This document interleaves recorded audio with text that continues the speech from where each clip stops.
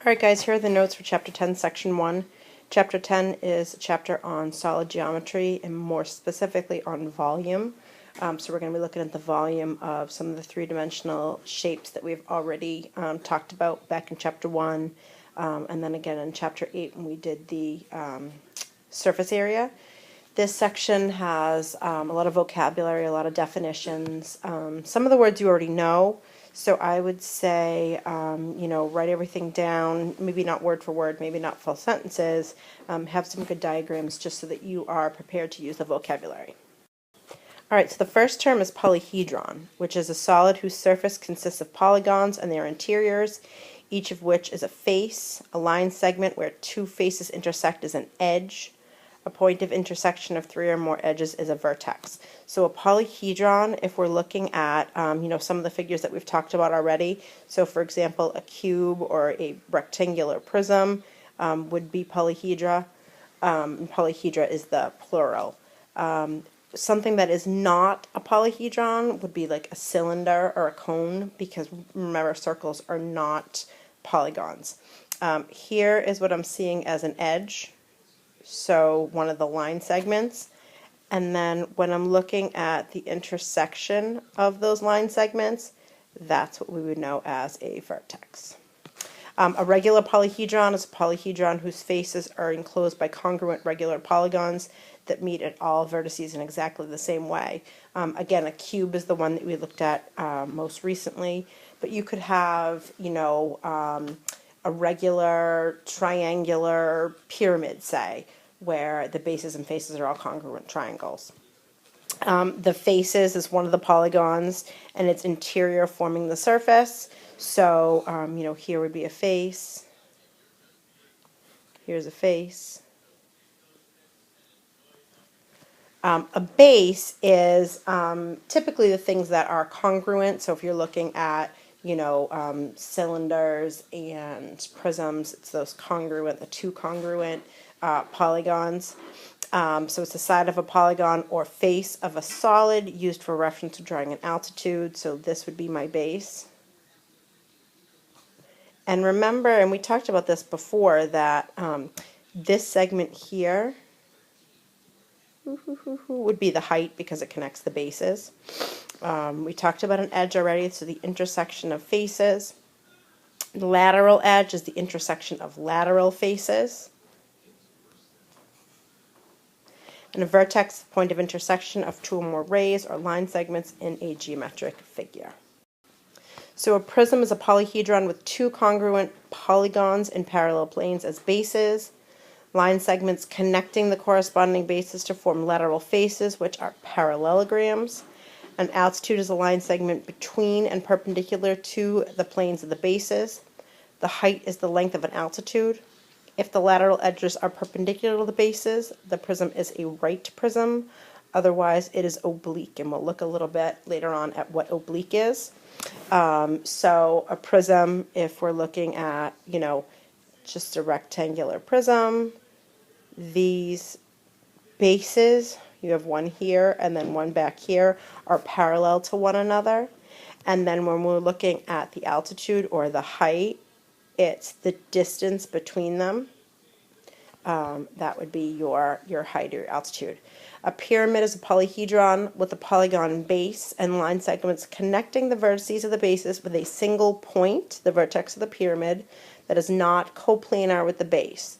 The altitude is a line segment from the vertex ending at and perpendicular to the plane of the base. The height is the length of the altitude. If the line segment connecting the vertex to the center is perpendicular, then the pyramid is right. Otherwise, it is oblique. So, so if I look at, say, a square or whatever pyramid, so it has a base and then it has four faces, and they all meet at one common point at the top. A sphere is a set of all points in space at given distance, the radius from a given point, the center. So a sphere is like just a three-dimensional circle. A cylinder is a solid whose surface consists of all points on two circles in two parallel planes. along with points in their interiors and all the points on line segments joining the two circles. The axis of the cylinder is a line segment that joins the center of the bases. The radius of the cylinder is the radius of a base. An altitude of a cylinder is a line segment between and perpendicular to the planes of the bases. The height of the cylinder is the length of the altitude. If the axis is perpendicular to the bases, then the cylinder is a right cylinder, otherwise it's oblique. And then we'll look at, I know it says the figures below, but we'll look at right versus oblique. So when you're talking about a cylinder, we have circles that are parallel, and they are joined by a line segment. That would be your altitude or your height. The radius of the cylinder is the radius of the circle. Now, a cone is a solid whose surface consists of a circle and its interior, and all points on line segments that connect points on the circle to a single point, the cone's vertex, that is not coplanar with the circle. The circle and its interior form the base of the cone. The radius of a cone is the radius of the base. The altitude of a cone is a line segment from the vertex to the plane of the base and perpendicular to it. The height of a cone is the length of its altitude. If the line segment connected the vertex of a cone with the center of its base is perpendicular to the base, then the cone is right. Otherwise, it is oblique. So when you're looking at your cone,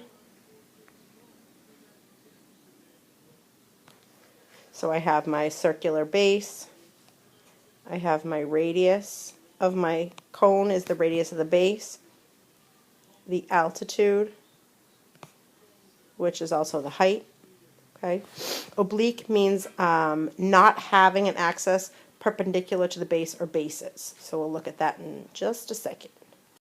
So if you look at these diagrams, so if we look at A, that is an example of, you could call this a cube. It may also be, it may also be a rectangular prism. You could kind of make an argument either way.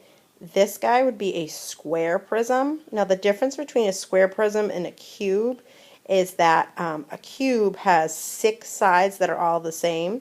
A square prism has bases that are squares, but then rectangular faces from there.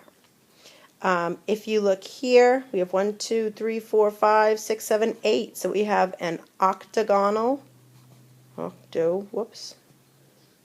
gonal prism. Now, if you look at those top 3 figures, those are all right. And the reason that they're right is that the altitudes are perpendicular to the bases. These guys here, are oblique.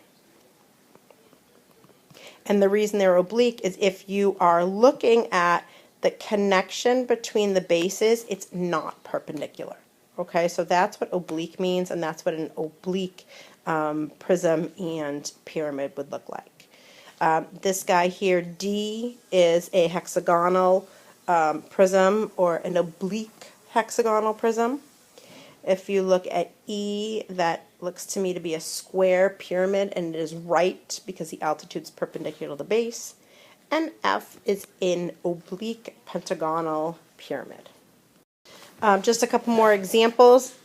So G is a triangular pyramid. So the base is a triangle, and then the faces meet at a single point. H and I will look at. This guy is called an octahedron and then a dodecahedron. So we'll look at those in just a minute. J is an oblique cylinder. K is a right cone, right circular cone, and then L is an example of a sphere. Again, we just talked about this, 2 slides ago, but this guy is an example of a right prism, and this guy is an oblique prism. When you're measuring the height of any prism or any 3-dimensional figure, you have to measure the perpendicular from base to base, so that, if you're looking here, this guy is sort of slanted. That's not going to be who you're looking at as far as your height goes. Okay, so you want to make sure that when you're looking at your height, you're looking at the perpendicular. Okay. Okay, now we talked again previously about slant height and regular height. This red line here, that's the slant height. So the slant height is not perpendicular from the vertex to the base. It's instead perpendicular to the base of the face. And then if you look here, this little dotted guy, that's the height, the regular height. You want to take some time to practice drawing your 3D shapes. If you actually look in your book, I think it walks you through step by step. But for a cube, the way that I draw my cubes is I start with a square. I go back, back, back, and then connect, connect. Now you'll look in the book, they do a little bit of a better job where they actually do like sort of broken lines here to show you that there's more going on. But you know, that's just sort of the way I do it. Sphere is kind of tough because it's like you want to do, you know, a broken circle. I don't know. I'm terrible at spheres. Let me try that a little bit better. Hold on.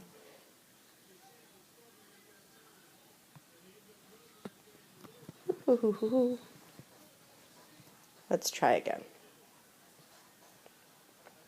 More like this.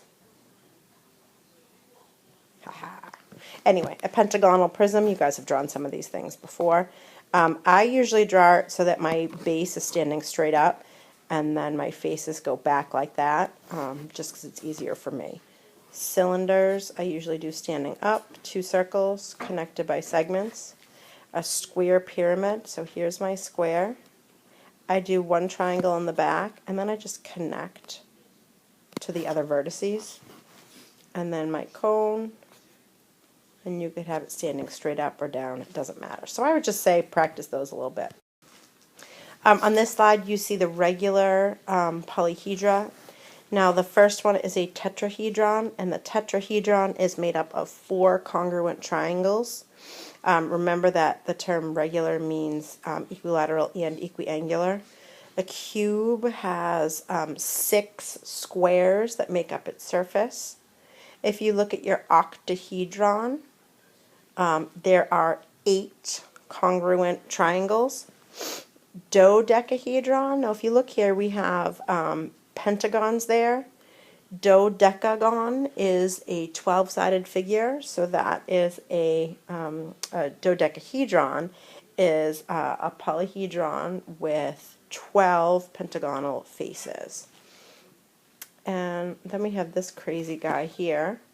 So if you guys want to look these up and work with these a little bit more, or you know, check these out, that's fine. You won't see a whole lot of this, but it's more just so that you know that they do exist and they're out there. But typically we're going to work with, you know, the cube, prism, cone, cylinder, all that stuff. So that's it. Feel free to go back, watch any of these slides if there's anything you missed, and you should be all set and ready to go for class. Bye.